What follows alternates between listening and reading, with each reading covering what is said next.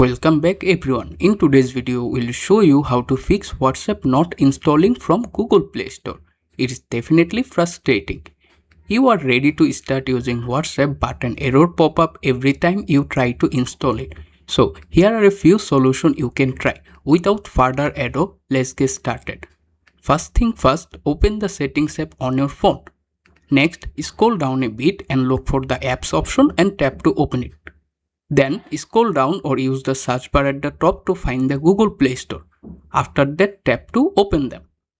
Then scroll down again, find storage and tap on it.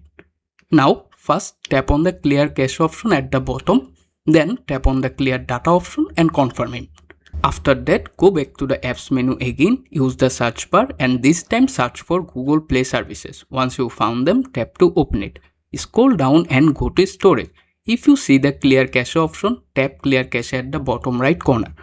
Now open your recent apps menu and tap on close all to clear your background apps.